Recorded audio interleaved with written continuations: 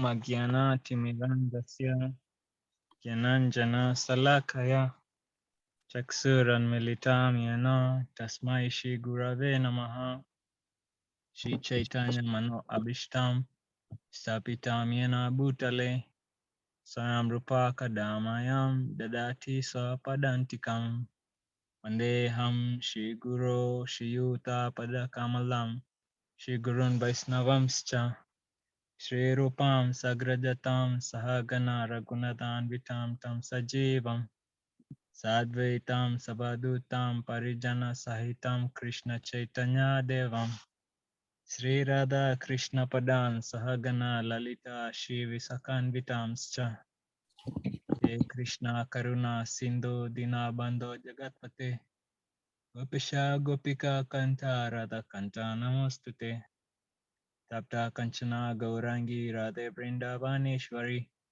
Rishabhanusute Devi Pranamami Hari Priye Vancha Kalpatarubhyascha Kripa Sindhubhya Evacha Patitanam Pavanebhyo Vaishnavebhyo Namo Namaha Jai Shri Krishna Chaitanya Prabhu Nityananda Shri Advaita Gadadhar Shivasadi Gaura Bhakta Vrinda Hare Krishna Krishna Krishna Hare Hare Hare Rama Rama Rama Hare Hare.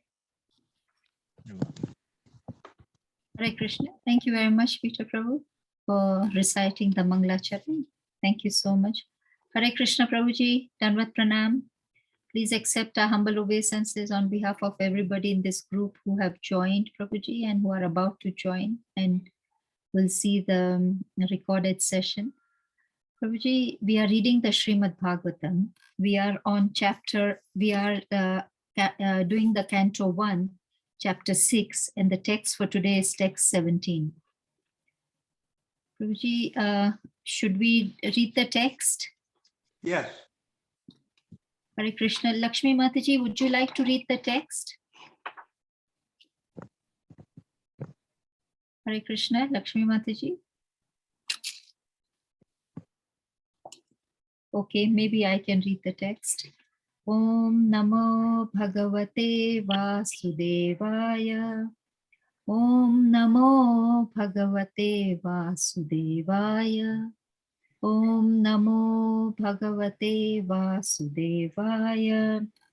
Narayanam Namaskrityam Naram Chaivam Narotanam Devim Saraswatim Vyasam Tato Jayam Udirate. Nashtaprayeshu bhatreshu nityam bhagavata sevaya bhagavati uttama shloke bhaktir bhavati naishtiki. Canto 1, Chapter 6, Text 17. Premati bhara nirbhina pulakango tinivrata anandasam plavelino napasyam Upyayom Mune. Hare Krishna. Prabhuji, should I read the translation and purport? Please.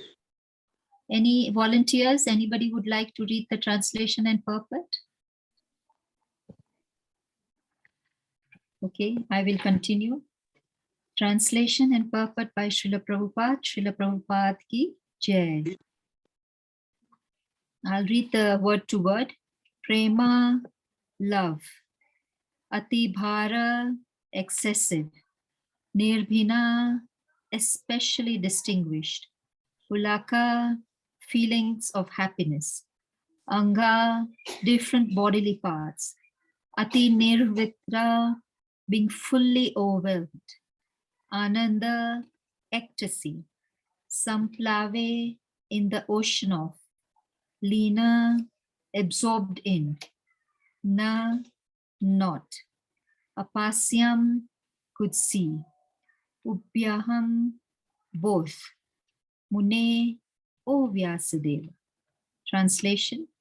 O Vyasadeva, at that time, being exceedingly overpowered by feelings of happiness, every part of my body became separately enlivened. Being absorbed in an ocean of ecstasy, I could not see both myself and the Lord. Purport. Spiritual feelings of happiness and intense ecstasy have no mundane comparison. Therefore, it is very difficult to give expression to such feelings. We can just have a glimpse of such ecstasy in the words of Sri Narada Muni. Each and every part of the body or senses has its particular function. After seeing the Lord, all the senses become fully awakened to render service unto the Lord, because in the liberated state, the senses are fully efficient in serving the Lord. As such, in that transcendental ecstasy, it so happened that the senses became separately enlivened to serve the Lord. This being so, Narada Muni lost himself in seeing both himself and the Lord simultaneously. Hare Krishna, Prabhu. I hand over to you, Prabhu. My respectful obeisances unto all the Vaishnava devotees and our spiritual master, His Divine Grace A.C. Bhaktivedanta Swami, Srila Prabhupada. So this chapter is continuing conversation between Narad and Vyasadeva. And Sri Narada Muni is telling how he made progress in Krishna consciousness. So in the previous verses, the description of Narada Muni meditating on Krishna. And as a result of that meditation, we're hearing what the result was. He became exceedingly overpowered by feelings of happiness. Every part of my body became separately enlivened, being absorbed in an ocean of ecstasy. I could not see both myself and the Lord. And His Divine Grace begins the purport saying, spiritual feelings of happiness and intense ecstasies have no mundane comparison. For the nature of Krishna, in the Brahma Samhita, we have the verse, Ishvara Parama Krishna, Satchit Ananda Vigraha. That Krishna, he is the supreme controller, Parama Ishvara, Ishvara Parama Krishna. Sat, he is eternal. There was never a time when Lord Krishna did not exist. And there will never be a time when he will cease to exist. Krishna has no beginning. And Chit, Krishna, is full of consciousness, full of knowledge. And Ananda. Ishvara Parama Krishna, Sat Chit Ananda. So Ananda is unlimited happiness. Krishna is full of unlimited happiness. He is never unhappy, never depressed, never morose. Krishna never has to have a drink at the bar or the pub to feel better. He is always full of ananda, bliss, joy. I'm sure all of us can think of some times in our life as a child at a birthday party, seeing our mother or father after not seeing them for a long time, enjoying something that we very much wanted to enjoy, and we felt joy. We just felt completely happy inside. When children at Christmas time or on their birthday, when they get their favorite, what they really want, they become so ecstatic for a while. And of course, adults. As adults, we also sometimes experience great joy from within. So this is our nature. Lord Krishna explains in his Gita in the 15th chapter, Mamai Vamsho, Jiva Loka, Jiva Bhuta Sanatana, that you and I, all of us, Mamai Vamsho, we are little tiny parts of Lord Krishna. Just like gold mine or diamond mine. In Africa, there are diamond mines. So if you have a big diamond and you take a little piece of the diamond is, the little piece is the same as chemical constitution. It has the same chemicals as the bigger piece, but it's small. And in the ocean, we have the big ocean. And then if you take a drop of water, that drop of water has all the same chemicals, but in a very tiny percentage. So we're like that. We are tiny little flecks, little specks of Krishna. Mamai Vamsho, Jiva Loka, Jiva Bhutasa. Na Jayate, Na Miridate, Vakadacha. We have, like Lord Krishna, we have no birth. We have no beginning. Aja, Nitya, Shashito, Purano. These are my qualities and your qualities. So Krishna consciousness, of course, means to meditate on these things, to meditate on the spiritual qualities of Lord Krishna, to meditate on our qualities as part of Krishna. This is Krishna consciousness. And the result of such meditation is described in this verse. Exceedingly overpowered by feelings of happiness, being absorbed in an ocean of ecstasy. I could not see both myself and the Lord. In the Bhagavad Gita, in the 6th chapter, there is a verse where Lord Krishna tells Arjuna the same thing, that as a result of samadhi, deeply meditating on Krishna, the yogi experiences a spiritual happiness which is beyond comprehension. And having experienced that spiritual joy, the yogi does not fall down. So we all want to be happy. We all want to enjoy ourselves. Sometimes people become addicted to drugs with the idea that I will become happy. Of course, it has so many drawbacks. And if we attempt to be happy by indulging too much in bodily happiness, we end up suffering. We eat and get indigestion. We overdo any kind of sense gratification. We end up suffering. And not only that, if our only idea of happiness is eating something, seeing something, smelling something, contacting our senses with the objects of the senses, we'll get another birth. So we can keep doing that. Sometimes people say, well, what's wrong with another birth in this world? Well, even if you do have a reasonably comfortable life, there are people who have reasonably comfortable lives. They don't have to struggle for money. They don't have hardly any disease. Things seem to go pretty smoothly in their life, much of the time.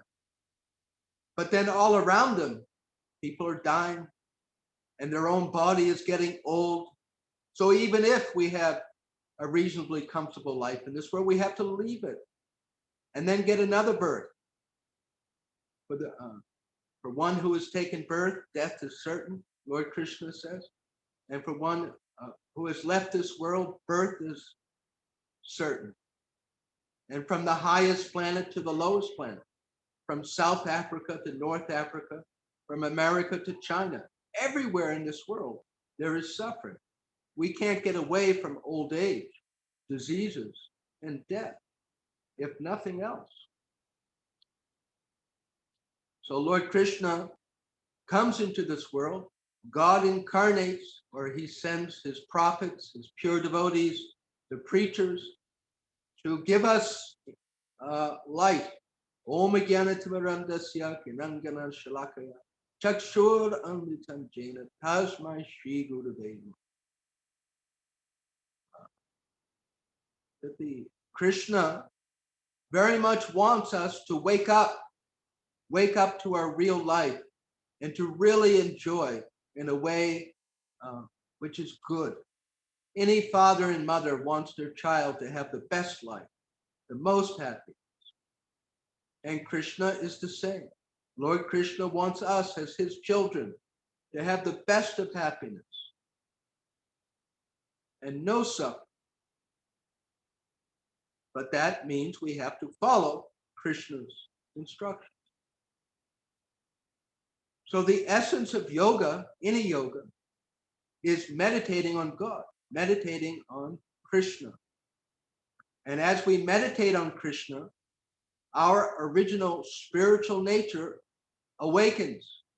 Just like if you have a piece of, like when you have a fire, you put the wood in the fire, and some pieces of the wood fall off after a while.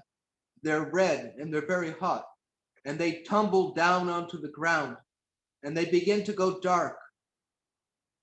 They begin to go dark because they are away from the fire. And we know what happens if we take a little shovel or something, or our foot, and kick it back towards the fire. That same dark piece of wood will again glow red, doesn't it? It does. So it's the exact same thing with us. As we keep our consciousness, as we keep our meditation on spirit, it will wake us up. And one of the results is that we will experience our original Ananda. We are all Anandamoy. We are all pleasure seeking. We all want to enjoy ourselves. And it's impossible to enjoy ourselves fully in this world. We may do something for a short time, but then it's over. And we have to find something else. And generally people in this world, they live tomorrow this, tomorrow that, next week this, next month that. I'm not happy now, but tonight. I'm not happy now, but Friday. I'm not happy now, but next year. And the example is given of a donkey who is carrying a big heavy load, and then the owner, to keep the donkey moving, hangs a carrot in front of the donkey's face at a distance. And the donkey keeps moving, trying to get the carrot, but never gets the carrot. Or maybe finally when the business is done. So this is our experience in this world. We see it. It's not just that we're saying things that don't match reality, but it's true. People in the workplace are every week. Oh, it's Wednesday. They call it the hump day. We're getting over the middle of the week and coming towards Friday. It is universal because it is not so pleasurable at every moment. It is not that they are exceedingly overpowered by feelings of happiness and they're absorbed in an ocean of ecstasy doing their work. So Lord Krishna and his devotees, they incarnate to give us this Anandam Buddhivardhanam. Lord Chaitanya Mahaprabhu, Lord Chaitanya and Lord Nityananda, they have come to give us the real joy that we're looking for, this Krishna consciousness, this prema bhakti. in the beginning of this verse in the Sanskrit, the first word is prema, love. And another word, pulaka, feelings of happiness. So I thought it would be interesting for all of us. I looked up the word pulaka in the Chaitanya Charitamrita, because that is, it's a Sanskrit word, but also used in Bengali. So I was interested to see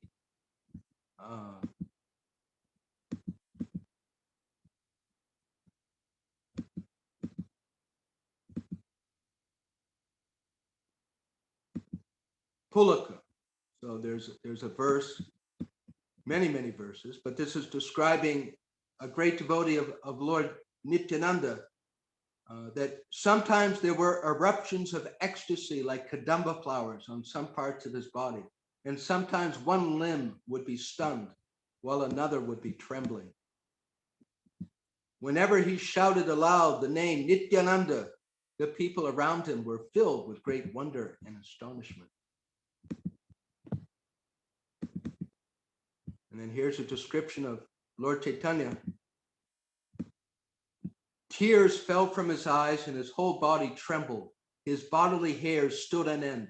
He perspired heavily. His words faltered. Sometimes he stood, sometimes he fell, and sometimes he cried.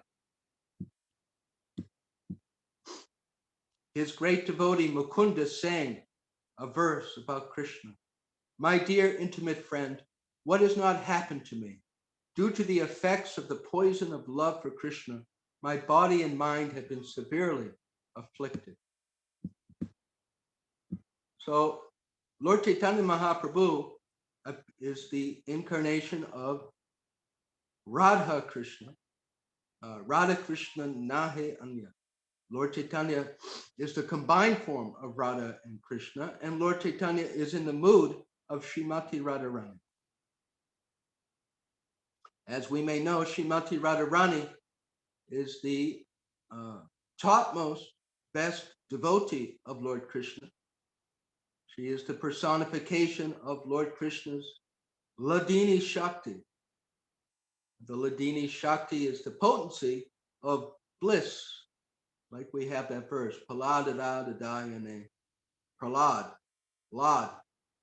The root connects to joy. So Srimati Radharani, she is exceedingly full of joy in her devotion to Krishna, in her love for Krishna. And Lord Chaitanya Mahaprabhu is in the mood of Srimati Radharani, in love of Krishna. So this love for Krishna, this affection for Krishna, it is explained to us throughout Srimad Bhagavatam and in the Chaitanya Charitamrita and in our nectar devotion, that this prema, this love of God, it is our natural thinking. When we are fully spiritualized, when we have become glowing, fully red, more and more by our meditation on Krishna, then our natural affection for Krishna will naturally awaken. It is not artificial. It's not like we're trying to bend our mind, although it may seem like that we're somehow trying to force our mind, bend our mind artificially to be attracted to Krishna. In the beginning, we do that with confidence that my natural attraction will awaken.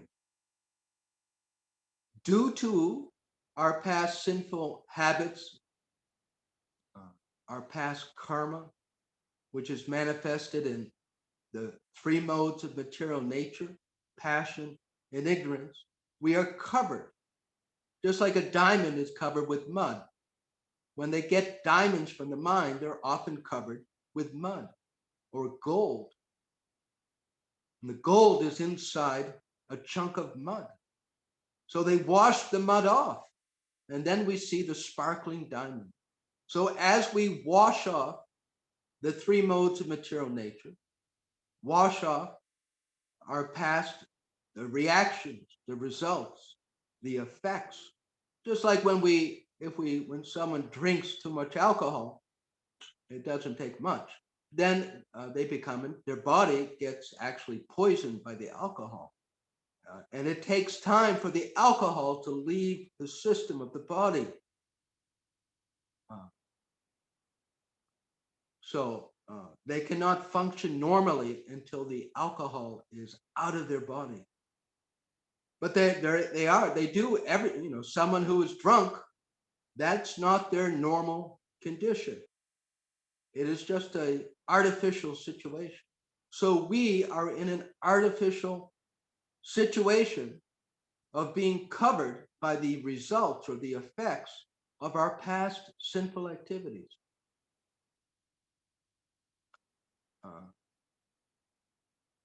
Because of our not following religious principles. Religious principles, irreligious principles means to break the instructions of Krishna. As we break or don't follow the instructions of Krishna, of the spiritual master, then it is just like we are falling away from the fire back onto the ground and becoming cold. And as we follow the instructions of the spiritual master, of Krishna, the same thing, then it is pushing ourselves back towards the fire, and gradually we will heat up and glow red again. So it is difficult to go backwards and forward at the same time. If sometimes we're following the practices of bhakti, sometimes not, sometimes fully, sometimes not fully, then we are like going backwards and forwards. And of course, our progress will be slower than if we don't go back. So these descriptions of what it is like to be glowing red again, to experience the happiness of Krishna consciousness, it can motivate us it should motivate us to follow the process. There is nothing wrong. It is not a materially selfish desire to want to wake up in Krishna consciousness, to want Krishna prema. We should want Krishna prema. Spiritual desire means desiring for Krishna. It is the real desire. It's not a selfish desire. Or it is a truly selfish desire. So anyway, we should feel encouraged and enthused that I'm giving up this, I'm giving up that, I'm following these different practices. It's sometimes hard, sometimes my mind doesn't feel like it. It's difficult sometimes because of my past habits. But just see the example of devotees, souls who have become awakened in Krishna consciousness. And it's not just that we, it's not only that we read about these persons, but here on earth, right now, there are devotees of Krishna who are experiencing genuine spiritual happiness, which is obvious by their renunciation. You know, in this sannyas ashram, it is a natural result of awakening in Krishna consciousness. As we meditate on Krishna and burn away our past sins and experience the natural happiness within, automatically, we won't want to do anything that throws mud back on our soul. So this is the process of Krishna consciousness. If we want to know how we are making advancement, then one way is how less attracted our mind is to unnecessary sensuality, and how our mind, our heart, is attracted to the activities of meditating on Krishna. And in meditating on Krishna, we meditate on Krishna by singing, bhajan, kirtan, meditating on his holy name, by meditating on the deity of Krishna, by absorbing our mind in reading and hearing the transcendental scriptures. This is all meditation on Krishna, meditating on doing some particular service for Krishna. The more we meditate upon Krishna, the quicker we will glow red again.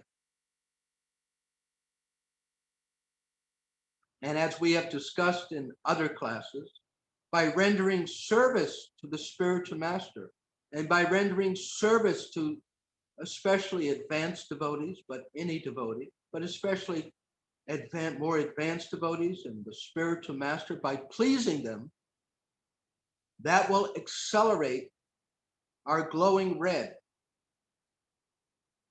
This service attitude of thinking how I can do something for my spiritual master, to do something for Srila Prabhupada, for Srila Prabhupada's movement, the ISKCON movement, will accelerate our awakening to this happiness, this Anandam Buddhi Vardhana.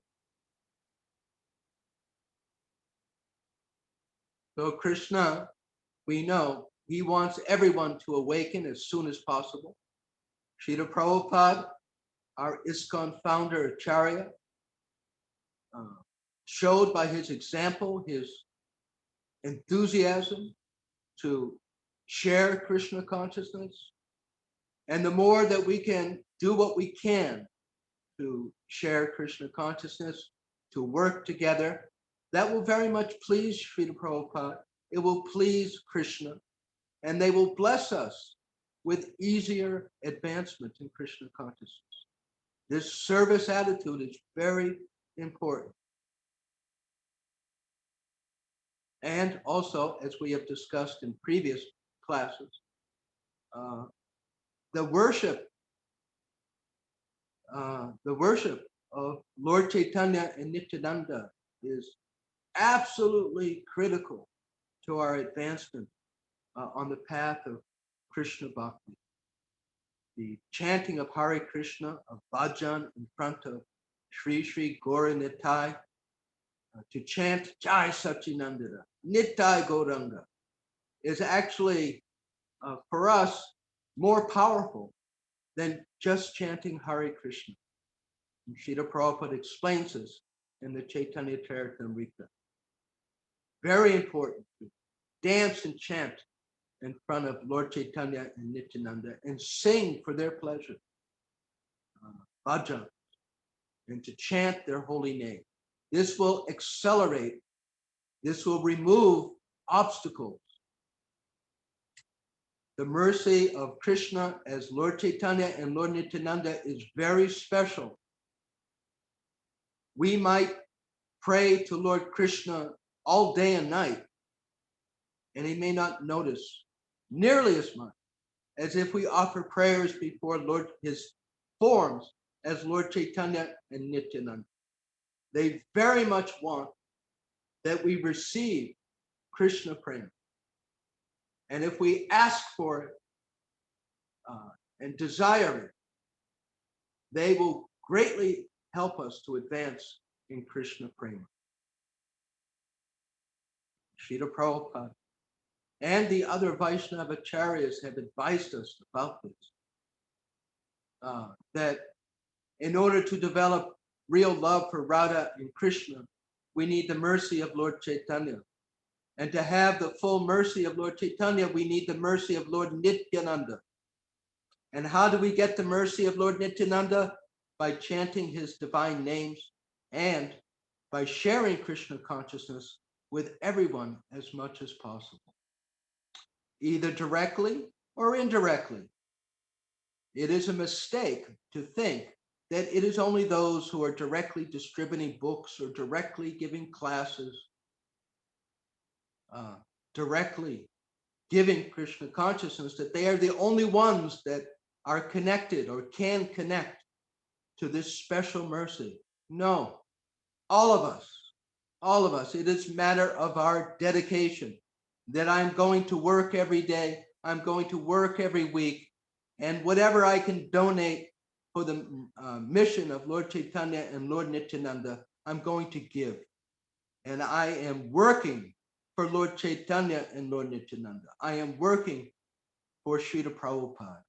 And it's not a matter of how much we give or don't give, but it is a matter of our intent. That we wake up in the morning and think, I'm going to do something, whatever it may be, to push on and serve the desires, the compassionate desires of Lord Chaitanya and Nityananda.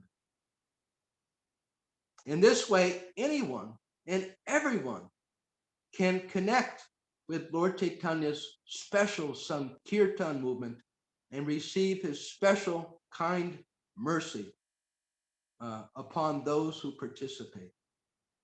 This is an open secret for feeling more quickly the happiness of Krishna consciousness and being protected from Maya. Because as Lord Krishna explains in Bhagavad Gita, for one who teaches the science of bhakti, there is no one more dear to me, and there'll never be one more dear to me. And for that devotee, pure devotion is guaranteed, and at the end of this life, they will come to me. So there is a very special opportunity of blessings by this attitude of serving the mission of His Divine Grace Srila Prabhupada at the lotus feet of Lord Chaitanya and Nityananda. Then we will experience more quickly just what is being described today, that when we chant Hare Krishna, when we see the deity of Krishna, when we hear about Krishna, we will feel more and more happiness within our heart. We will feel more and more joy, which is what we want. Everyone wants to be happy, wants to enjoy. So there is full opportunity for maximum happiness. And as we experience the inner spiritual joy, we will not care nearly as much for the external bodily happiness, because we have something better. Something better. So I'll stop here and we can ask questions or have discussion. Hare Krishna. Thank you, Prabhuji, for such an excellent class and taking a small example of the firewood. And I could really connect with that. It's quite cold in Eldoret and the fire is on here. So I could connect with that, and thank you. I will remember things better that way. Are there any questions or comments from the group? Prabhuji, till they are thinking of any questions or comments, Prabhuji, you said Ajo Nityam Shashwatam Purano. Prabhuji, for us, if you can give us the meanings of all those words. Yes, it's from the second chapter of Bhagavad Gita, where Lord Krishna explains to Arjuna the qualities of spirit, the qualities of soul. So he says, Nityam, that eternal. Nitya means eternal. What is that? Nityam Ashashvatam. Ashashvatam means everlasting, without beginning or end. Ajo Nitya. Aja means unborn, like Lord Brahma is sometimes called Aja. Aja Nityo Shashvato Yam Parano. And Parano means eternal. So there are different words which describe us. That's what we are. We are eternal. We don't die. That's something to think about. We don't die. And we never had a beginning. And we're never going to be extinguished. We are everlasting. And Krishna, of course, he is the same thing. Eternal, undying, primeval. Na jayate, na mirate. Nam is no. So na mirate, no death. Na jayate, no birth. Na jayate mirate, bhakarachin. Na hanyate hanyamani sharire. As Lord Krishna tells Arjuna, the soul is never killed and never kills anyone. That's us. And this is Krishna consciousness, to meditate on these facts. And as we meditate upon them and chant Hare Krishna, we will feel ourselves as we are. It will be not just some words in the book, but something that we have experienced. Krishna consciousness is meant to be experienced. It is a science of God. We're supposed to have a spiritual master. Tad Vijnanatam Sagarum Eva Bigat Chet. One should approach a spiritual master to realize God, to experience God. So this is the opportunity, and it is available to everyone. It is not just for some certain section of people. Anyone and everyone who wants. Srila Prabhupada said once, in different ways, but that the simplest means of self-realization, you want to realize how you're not that body, you want to realize the existence of God, then just sit in front of Sri Panchatattva, Lord Chaitanya Nityananda, Sri Advaita Gadadhar, and Srivas, and chant Hare Krishna for their pleasure. And desire, may I please understand myself? May I please understand Krishna? And if with that specific desire, they will reciprocate. Srila Prabhupada said, the easiest means of self-realization is to sit in front of Gaur-Nitai and chant Hare Krishna.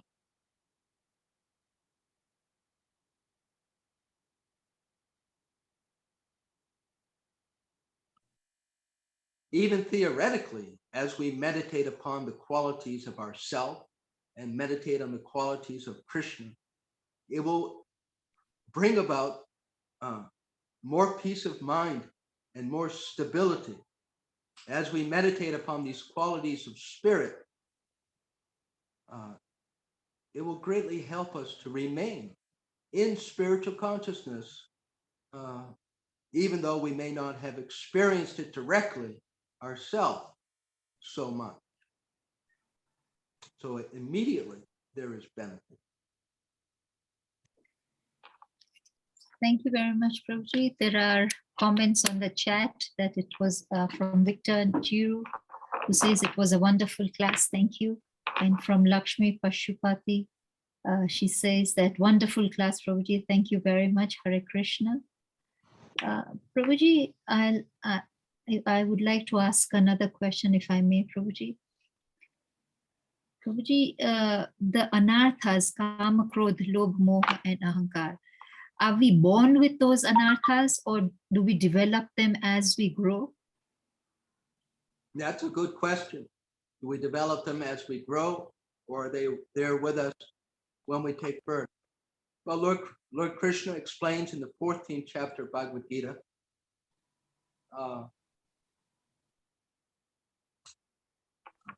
that we are all born into different bodies. That whole chapter is called the three modes of material nature. That the living entity, we are all pure by nature.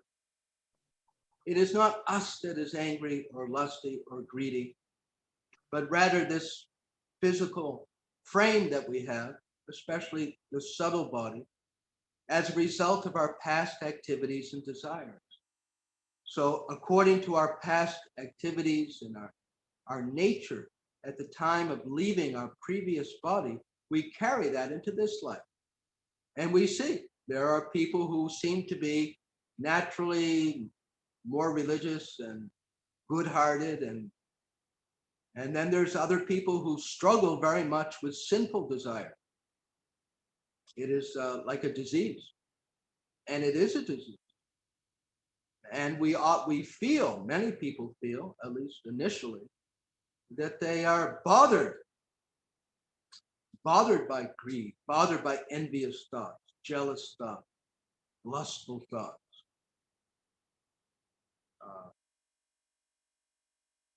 So it's a result of our past activities. And then in this life, if we're not putting ourselves near spirit, if we're not trying to wash away the past reaction, then we will experience our past reactions more.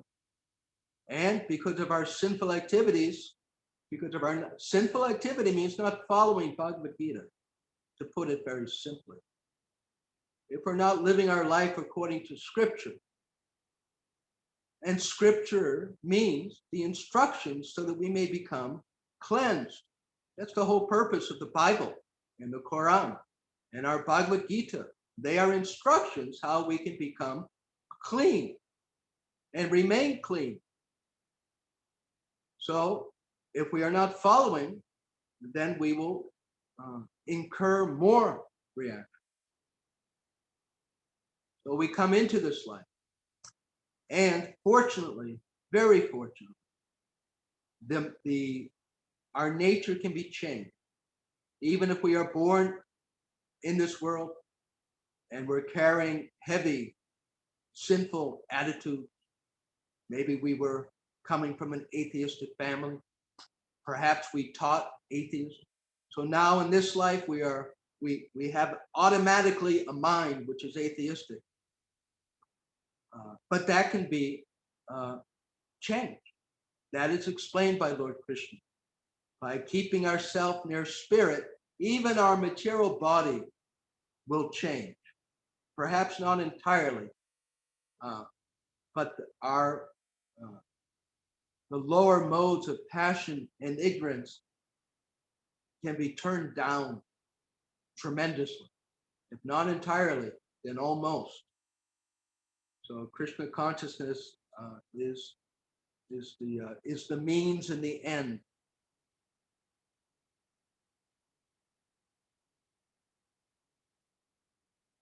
The example of the wood and the fire. If we just hang on to this one idea, that if I keep myself as the tiny soul close to Krishna long enough, I will become bright again. And it does work. And if we somehow fall away from the fire, then we just pick ourselves up or ask someone for help to kick us back towards the fire, perhaps with some friendly advice or some strong words. That what stupid thing are you doing? Get back towards the fire. Why do you want to burn? There are prayers in the Psalm book of the Vaishnava Acharyas. It's so good to associate with them by hearing their prayers, where they pray that, my dear Lord, my mind simply wants to bathe in the urine of sense gratification. Please heal me. Please help me that I may overcome this tendency of my past activities.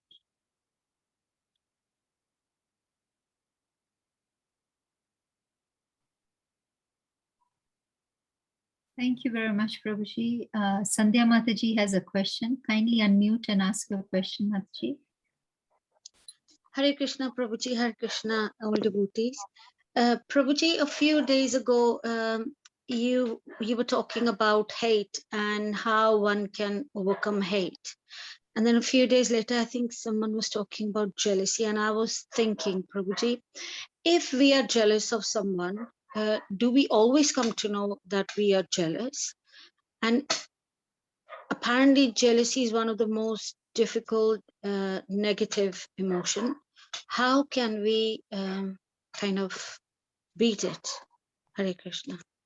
That's a very good question. That's, as they say, a 64 million pound question. How to overcome the different practice. Well, by this process of bhakti, of hearing about Krishna, trying to understand Krishna, trying to digest the philosophy of Krishna consciousness, it will, as we sincerely do that, actually, those tendencies will become less. They'll become less. As we become more fulfilled inside, we won't want anything extra.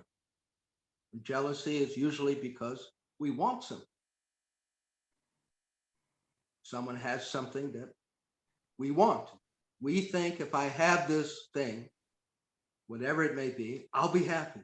Oh, this person has it. My girlfriend has this. Oh, I really wanted that. And our mind becomes jealous. But if we didn't want it, it wouldn't matter. Right? If we didn't want, it wouldn't matter what the person has. I already have mine. I already have my full satisfaction. I already have my source of happiness. I don't need anything. Good for you that you have it. I have something better because even without that, I feel happy. So therefore, as we advance in Krishna consciousness, we become fabulously more wealthy than anyone. Because with wealth, one can buy whatever kind of sense gratification one wants. Clothes, jewelry, travel, vacations, houses, so many things one can buy. But if one is already happy, then one is really wealthy. So by associating with devotees, we develop faith that there is such a thing. And as we practice, we'll experience it more. And you're like snow, you make it into a ball and roll it down a hill, it gets bigger and bigger. So we have to be patient with our mind. We have to be patient with ourselves. Just like if you have a pet, we all know pet dogs, especially puppies, they can be so mischievous. Or if you have a pet monkey, they're doing all kinds of nonsense. That's what they do. That's what monkeys do. Monkeys do silly, stupid. So our mind, our thinking is like a monkey. So we should not be too disturbed by it or beat ourselves up about it. It is what it is because of my past actions. This is the way my mind is. And we turn our attention to Krishna. And we don't punish ourselves or feel ill about it. Oh, I'm a horrible person. No, I have a monkey mind. And this monkey mind is not good. But I am a pure soul. And it's very bothersome having this monkey mind. But so we develop faith that if I hear about Krishna, and this means actually doing it, taking Srimad Bhagavatam, especially, and reading for regularly, an hour a day, half hour a day. We have to do it. If we don't do it, we won't. You can't follow a diet and not diet. I mean, you can't not follow a diet and lose weight. It won't work. You actually have to take the trouble to diet. So these practices, they are our. Prabhuji, you had said that when someone is so jealous, sometimes people can't even talk, like jealousy kind of stops a tongue or something you had said. Prabhuji, would we always come to know whether we are jealous, or can only other people notice and say, hey, look, you are jealous, so you're doing it? Would we come to know if we are jealous? Yes, or can Krishna. we be oblivious of that? Oh, definitely. Definitely. Yeah, there are many people. What? I'm not lusty. Really? Only eat rice for the next 3 weeks, twice a day. We'll see how lusty your mind is. Or envy. I mentioned that we all have some, however tiny bit, we have hate for Krishna. We dislike Krishna. If we pray as devotees, if we pray to Krishna, and if we want to see it, he will reveal it to us. He will let us know. And it is not hard for someone who knows. who has experience, even in ordinary life. If you walk into an office and your coworkers suddenly stop talking, they don't look at you, they can't look at you. You know, we know. We have a sixth sense that they were very likely talking something about me. You know, they're typical symptoms. Or if someone who's usually friendly suddenly isn't talking to you, it could be jealousy or envy or hate. Yeah. So as we see these things within ourselves, we will automatically be able to perceive them in others. As we practice yoga and we practice keeping our mind and thoughts as pure as possible, we will be able to perceive other people's mind and how they are more easily. Yeah, you can fool some of the people some of the time, but you can't fool them all the time. And if the person has faith, especially between a mentor and a devotee, or maybe a friend who trusts that you're not just being nasty, and then you can say, you may not understand it, but I can tell your mind is bothered by jealousy, or your mind is bothered by this. You know, I don't know if you're aware of it.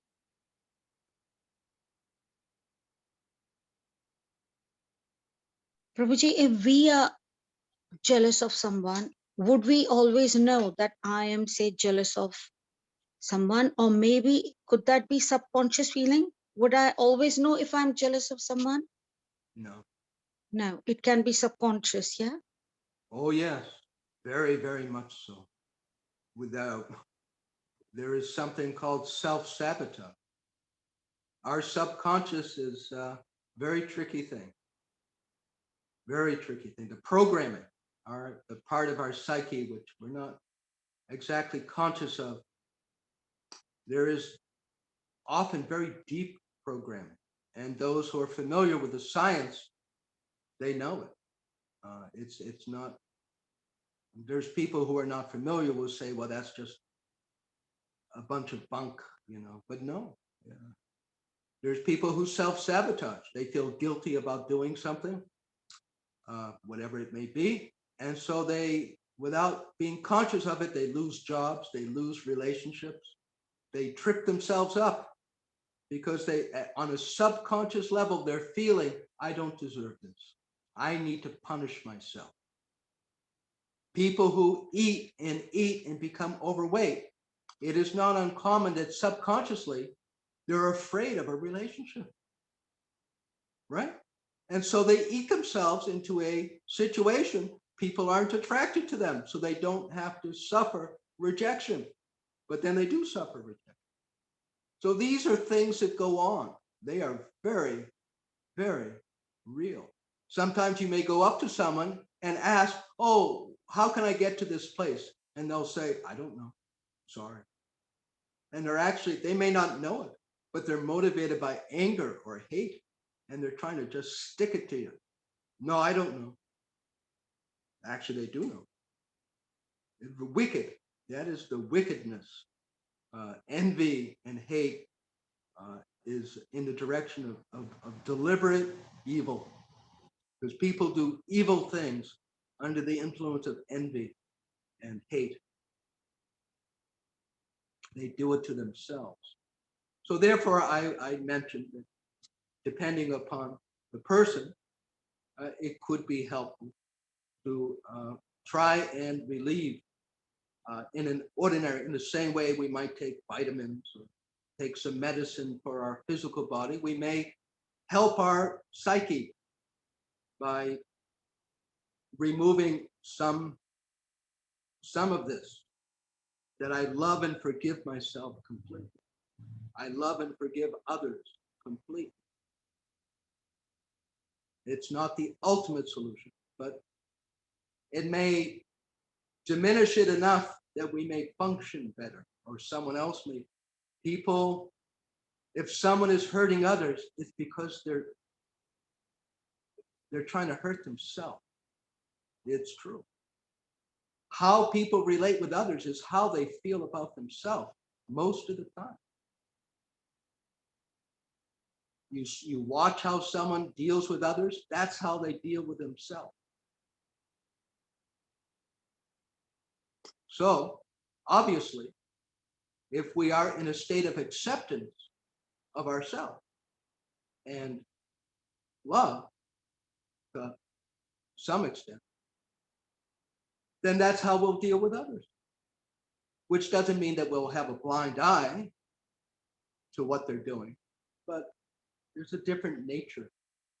And as we develop Krishna consciousness, all of this will automatically happen, with or without that kind of psychological counseling.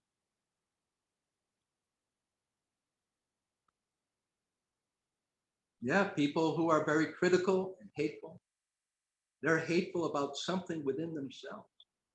They're really beating themselves up about something within themselves. And we could pray to Krishna that if you so desire, may they realize it. May they become more self-aware.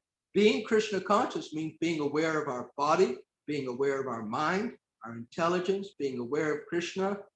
It's not Krishna consciousness is not forgetting about this world. It is a matter of being very conscious and very awake and dealing with things as they are. That is Krishna consciousness.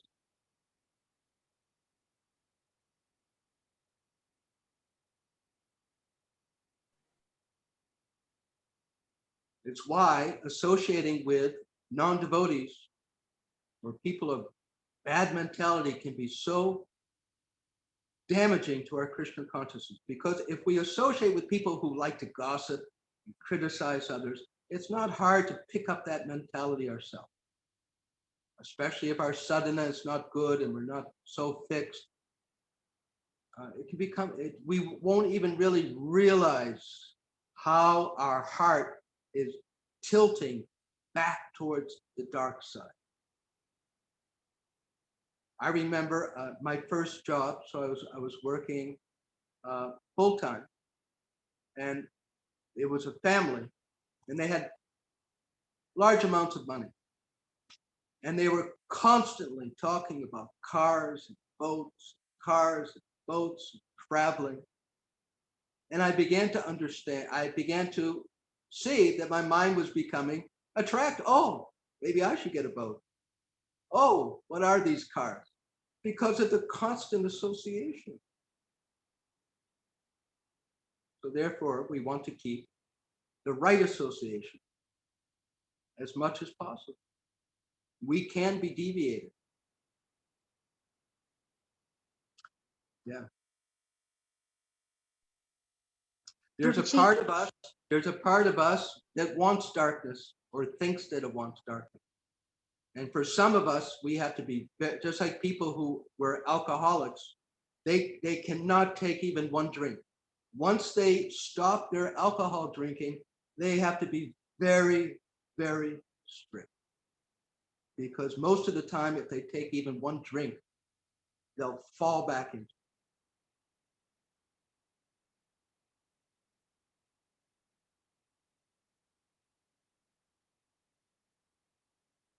Some other question. That was a good question. It's good to discuss. I like to hear these things and be reminded. Any other questions or discussion? Prabhuji, if you have some time, I just wanted to ask about, Ekadashi. Why is it important?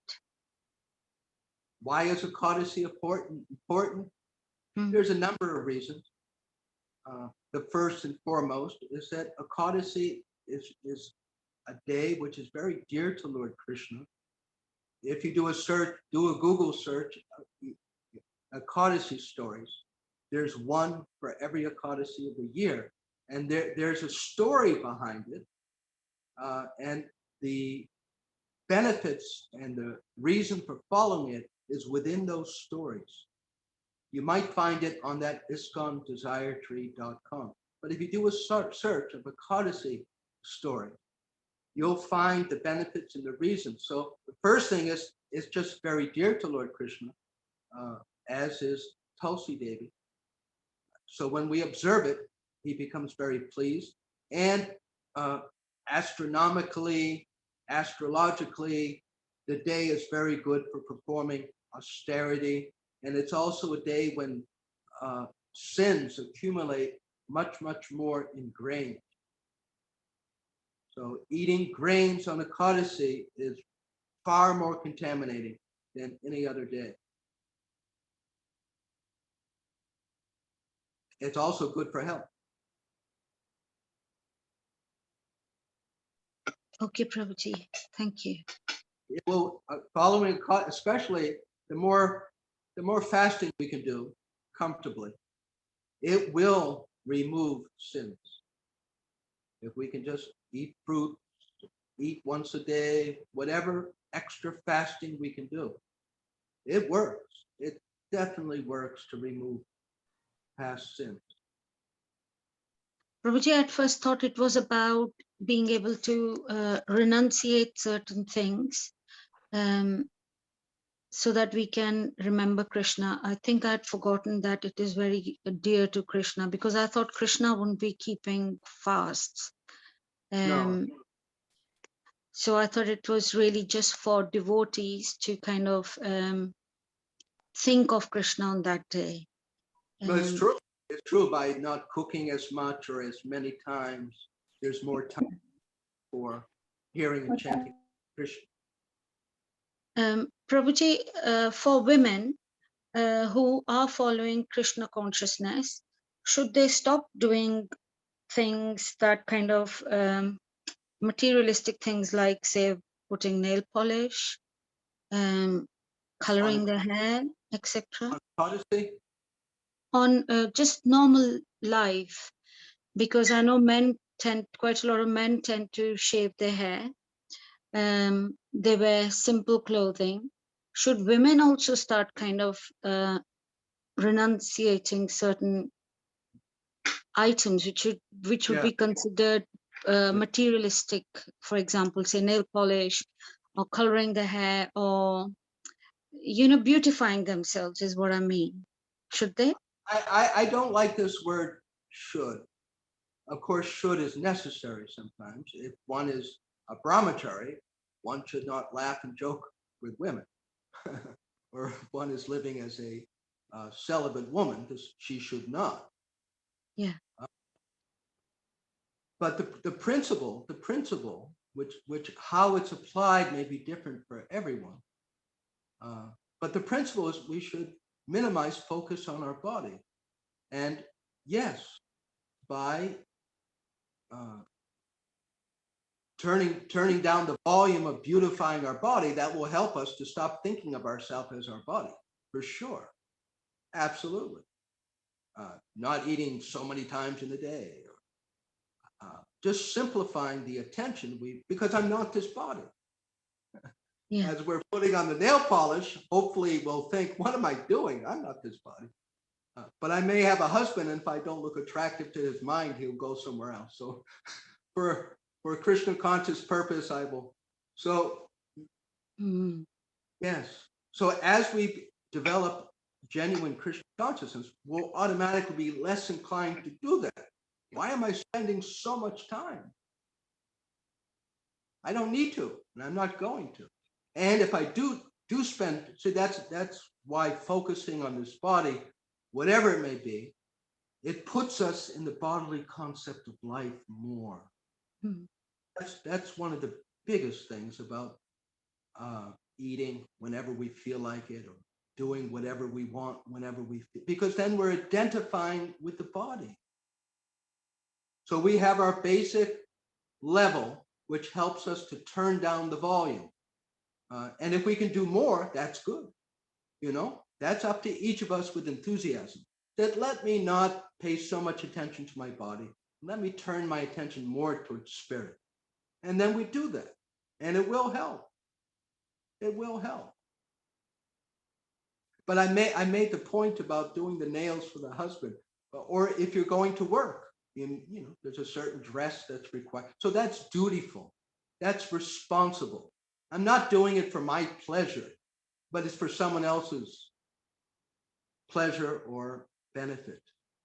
Or I'll keep my job if I dress right. If I go to work with my hair all crazy, I may lose my job. And then I won't have money to practice Krishna consciousness. So we can connect everything to Krishna's service, actually, except for sinful activity.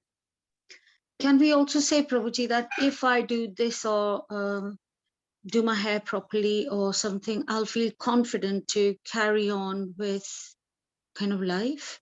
Is that acceptable? It may be necessary. It's a bodily concept of thing, because I'm not this body. I don't need my hair to be anyway. Truly, that's so. My mind has a habit, and generally it's true of all humans, that if our body looks acceptable, we feel more confident. But it certainly is of the material conception of life. So if we notice that, if Krishna reveals to us that, why am I placing my confidence upon how my body looks? I am the soul, and I am confident in my relationship to Krishna. I am a good person. And if other people don't like this body, what does it matter? I'm not this body. So it's good to chip away at that. But at the same time, we don't want to be artificial and our mind becomes weak. If we try to completely stop acting according to the body, our mind will lose strength, and it won't be good for our Krishna consciousness. We all need we need to give to the monkey of our mind so much, knowing that that's what we're doing. All right, you need to look, this body needs to look, so all right, but I know what I'm doing. And I'm not going to get too involved. And I look forward to the time I don't care so much. That's Krishna consciousness, truly speaking. And how liberating that is. Wow, what a relief. Doesn't bother me hardly at all what people think about my body, how I talk, how I sing, because I'm not this body. It's ultimate rebellion in freedom. It is transcendental. That is transcendental. Transcendental means not being controlled by other people's modes of nature. Right? The whole world is so controlled. What are people thinking? They don't even know who I am. They can't even see me. This is how we have to talk to ourselves. People can't even see me. I remember there was one brahmachari. He would go up to other brahmacharis and say, "Oh, you're looking so fat." And then the devotee could understand how much in the bodily concept that they were by how upset their mind became. Right? Because I'm not fat. What are you talking about? Are you in Maya? I'm not fat. I'm not thin. I don't have an ugly nose. It's real freedom. Yeah. Thank you so much, Prabhuji. Thank you very much. Hare Yeah. Krishna. Thank you very much, Prabhuji. We have exceeded our time by 30 minutes. Can I request Sandhya Mataji kindly end the session, please? Since you were on, Mataji. Is it possible? Mataji, please, you do it. Thank you. Okay, Prahlad Prabhu, are you there? Prahlad Prabhu likes Yes, Mataji, I'm here. Okay, Prabhuji, kindly end the session. First off, I would like to start off by thanking our speaker for today, which was DIna Sharana Das Prabhu. Thank you, Prabhu, for giving us this wonderful nectar today, as it is very important that we have somebody to guide us through the Srimad Bhagavatam. Reading by ourselves is just too complex and we might leave it in the middle, but when we have speakers such as yourself joining us, makes the journey more worthwhile. So thank you, Prabhu, for giving us this wonderful class today. And also, I would like to thank the devotees for assembling to listen to His Grace DIna Sharana Das Prabhu. Thank you all for joining in. So on behalf of ISKCON Eldoret, Prabhu, we would like to thank you. So I'd like to kindly request all the devotees assembled to please unmute yourselves and let's chant the Hare Krishna Maha Mantra once for His Grace DIna Sharana Das Prabhu. Hare Krishna, Krishna, Hare Hare Krishna, Krishna, Krishna Krishna Krishna, Krishna, Hare Hare Hare, Hare Rama, Rama, Hare Rama, Rama Rama, Hare Hare. Vancha kalpa tarubhyascha kripa sindhu evacha Vidana Pavanebhyo Vaishnavebhyo Namo Namaha. Srila Prabhupada ki Jai. His Grace DIna Sharana Das Prabhu ki Jai. Jai Gaur Pramanande. I have a suggestion. If you want to experience hardcore spiritual consciousness about what we're talking about, find the 5th canto, part 1. They are online. You can find all the books. So the 5th canto of Srimad Bhagavatam, part 1, and then the last 4 chapters. There is a wonderful, amazing conversation between a devotee who is totally Krishna conscious and totally beyond the bodily concept of life. And it is an opportunity to associate with such a soul.